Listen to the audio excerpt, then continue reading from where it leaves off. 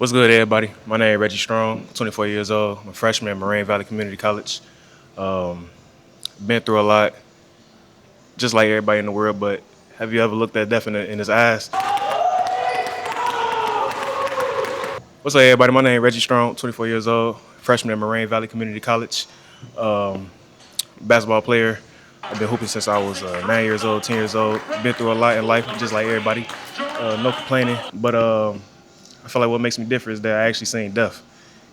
Actually laid on my deathbed, was actually told that I'd never do a lot of the things I love, and God is what kept me going.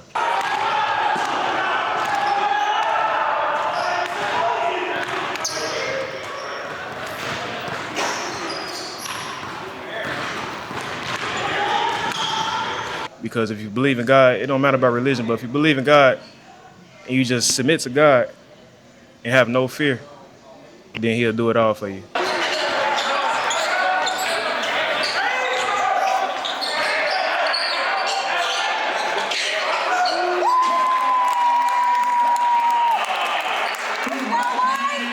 April 14, 2023, I was outside walking. I was actually at a basketball tournament with my hometown team. I was outside walking with a couple of basketball teammates, and a car going 60 miles per hour ran me over, completely ran me over, broke everything in my body. Just about I broke both my legs, broke my wrists, ripped my femur out my leg, ripped my humerus bone out my arm, tore all my tendons in both knees, and it was really bad. And to see that happen to yourself, you be like, man, is this really like a Final Destination movie? And that's exactly what it was. Within the blink of an eye, everything was just wiped away from me.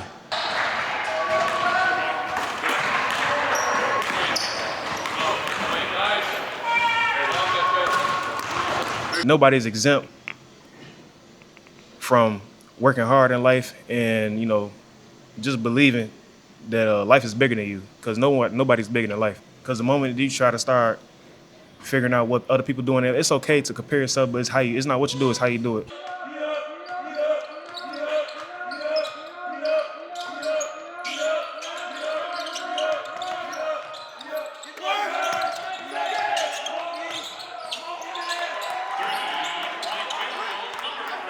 I'm really not even supposed to be here. I'm not even supposed to be living right now, because it's really a miracle. A car going 60 miles per hour run you over.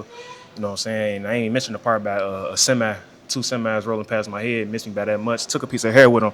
That's why I got my twist now, cover up the bald spot. I'm not going bald, so don't try to. But yeah, took a piece of hair with them. I seen the other semi coming, and I was like, man, you know what? I guess it's my time to come home. But that was just God showing me that He could take anything at any time with a snap of a finger. I have an older brother that's not here no more. He got killed when I was younger. Mean a lot to me. He's a basketball player. Way before the G League was called the G League, he was drafted to the D League, Team Reno.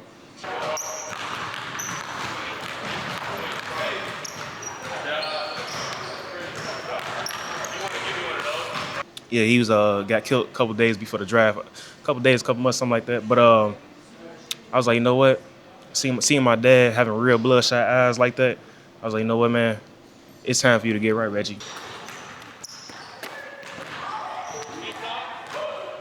I try not to let anything break me at that. But this right here, seeing my dad like that, and knowing that my mom had to get the phone call, like, your son. Even my mom was like, I knew the way he called me, I knew it was something up. You know what I'm saying? And just having an older son that's not here no more for both of my parents, and for me having an older brother that's not here, it always kind of be in the back of your head like, man, I hope my son out there doing the right thing. You know what I'm saying? I hope nothing bad happened to him. And I started to feel all that weight coming down on me, and I was like, man, Reggie, you out here messing around, man. You gotta get it right.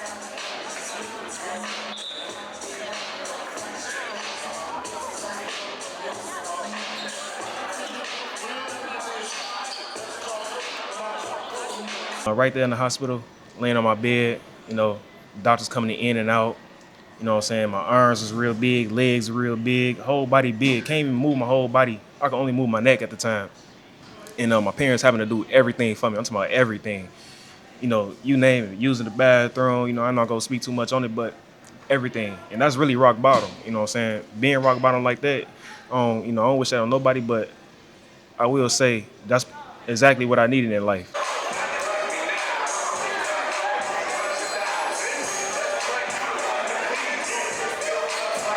Seeing other people like Derrick Rose at a young age killing people, people like Elliot Cole, coming through Chicago, Homer Square area. That's where I'm from, the Homer Square area out west in K Town. And it's like, man, I want to be like that. But I stared off, you know what I'm saying? Everybody stared off, but I came back to my senses.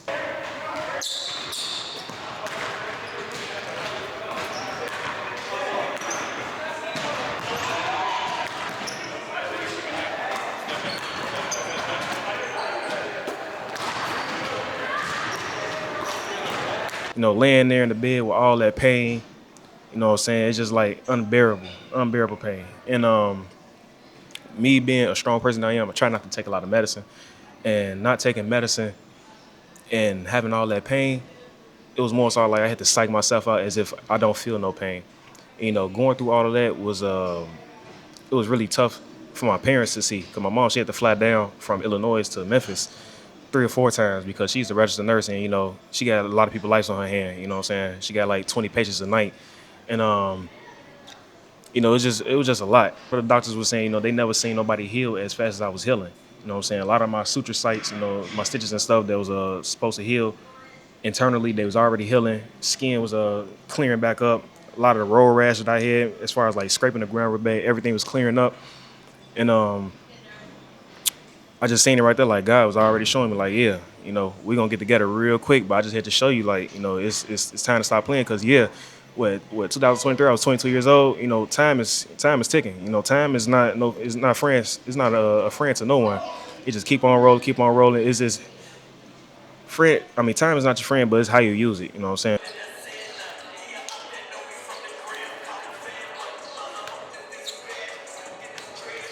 Thinking like, man, when would I be able to go home? I'm asking the doctors like, when would I be able to go home? We really don't know. We got to run tests. You've been through a lot. At the time, I was 190. Just by sitting in the hospital by a few days, I already dropped to 170. So I already dropped 20 pounds just off that. And I'm just constantly sitting there for a month and a half, and I'm finally able to go home. And once I finally, well, actually it was a 7-hour ride back home. I had to sit in the minivan. I was like really crunched up to the point to where, by the time I made it back to the crib, it was a 9-hour drive in total because they had to make a stop or two. My parents had to unfold me, and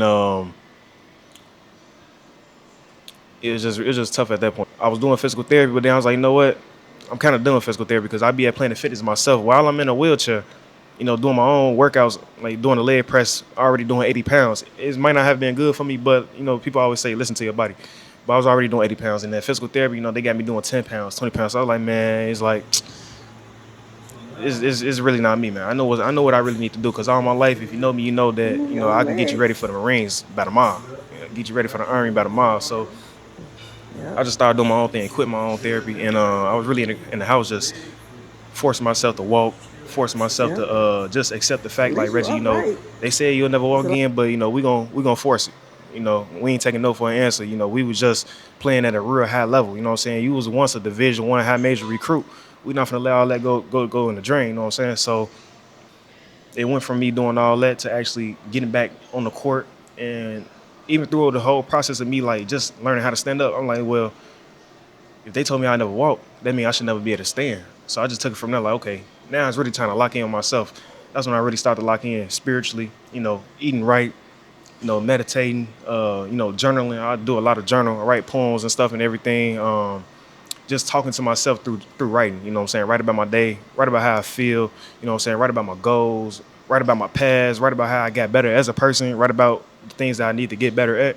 And that's just what I was doing, a way for me to stay sane, you know what I'm saying? Because like I said, if you ever look death in his eyes, you already never know how I'm feeling.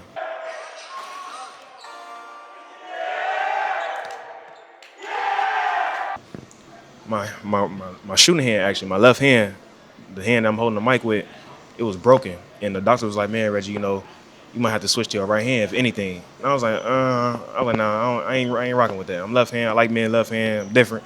So, just broke my left hand back into place. Literally broke my left hand back into place. Just shooting, just drilling myself in the gym. Just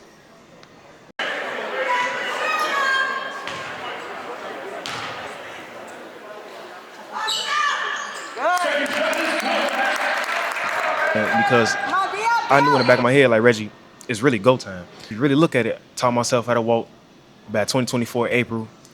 Spent that whole summer just drilling myself, getting back right. Got the opportunity to go to college, started college, and then over the summer we doing, not over the summer, but when school started, September or August, we doing conditioning, did conditioning, and now I'm actually playing my first college game. So it's like, man, it's like boom, boom, boom, boom, boom.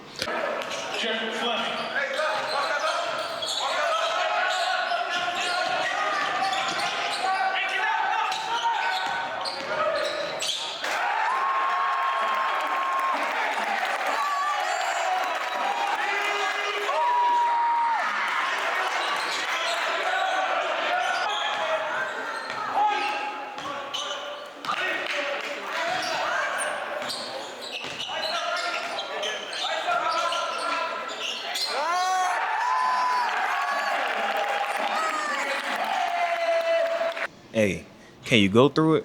Because I went through it. So just always keep pushing, find peace within the process, stay optimistic, good heart, and be willing to learn. Because God loves people who like to learn. Top